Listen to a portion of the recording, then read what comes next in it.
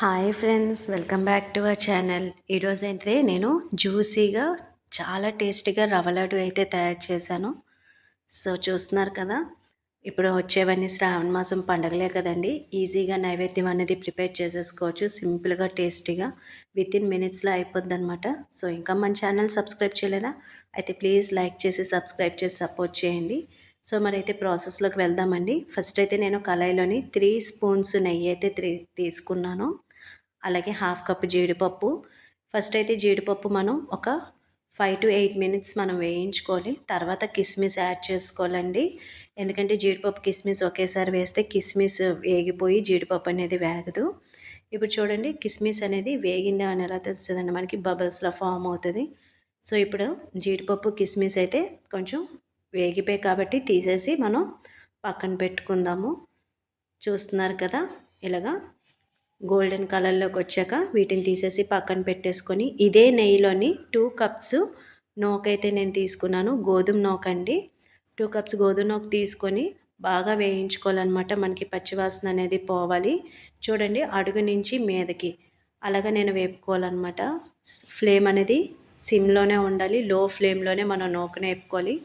మన ఏమరపాటుగా ఉన్నా సరే నూక అనేది అడుగు మాడిపోతుందండి. చూడండి, 50% అయితే వేగింది, ఇంకా 50% ఉంది.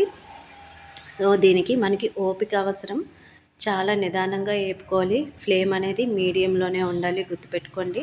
ఈలోపు మనం పంచదార 3 యాలకులు తీసుకొని పౌడర్ చేసేసి పక్కన పెట్టుకున్నాను. ఇప్పుడు చూడండి, నూక అనేది నాకు బాగా వేగిపోయిందనమాట. ఇప్పుడు పచ్చివాసన పోయి మనకి నెయ్యి నూక అనేది మంచి స్మెల్ వస్తుంది. అంటే మనకి నూక కూడా ఎర్రగా వేగాలన్నమాట. సో ఇప్పుడు ఈ వేగిన నూక పక్కన పెట్టుకొని పంచదార పొడి కూడా మనం రెడీ చేసుకున్నాం కదా.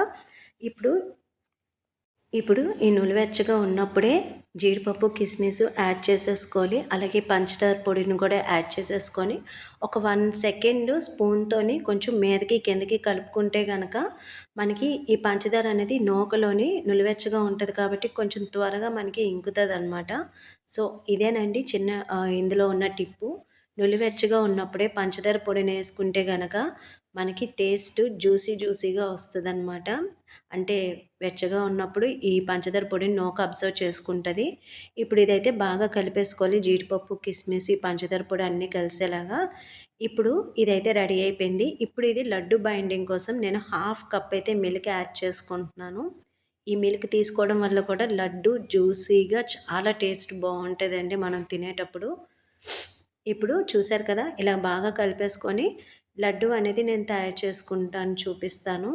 ఈ లడ్డు కూడా మనకి స్మూత్గా సాఫ్ట్గా ఉంటుంది. చూడండి, ఇప్పుడు నేను లడ్డు ప్రిపేర్ చేస్తాను. కొద్దిగా రవ్వను తీసుకొని చేతిలోకి మనము ఉండనైతే ప్రిపేర్ చేసుకోవాలండి లడ్డూలాగా. చూస్తున్నారు కదా, ఇది చాలా బాగుంటుందండి. ఏ పూజకైనా సరే నైవేద్యం అనేది నిమిషాల్లో మనం చేసి పెట్టేసే రవ్వ లడ్డు సింపుల్గా టేస్టీగా తయారు చేసుకోవచ్చు. చూడండి, ఇప్పుడు రవ్వ లడ్డు అనేది ప్రిపేర్ అయిపోయింది. ఇప్పుడు చూసారు కదా, చాలా టేస్టీగా చాలా స్మూత్గా ఉంది. అలాగే నేను మిగతా లడ్డూలన్నీ కూడా నేను చేసేసుకున్నాను. చూసారు కదండి, చూడడానికి ఎంత బాగుందో అంతే టేస్టీగా ఉంటుందండి. మీరు కూడా పండుగలకి ఒకసారి ట్రై చేయండి. ఎలా వచ్చిందో కామెంట్ చేయండి. అలాగే ప్లీజ్ లైక్ చేసి సబ్స్క్రైబ్ చేయండి. Thanks for watching.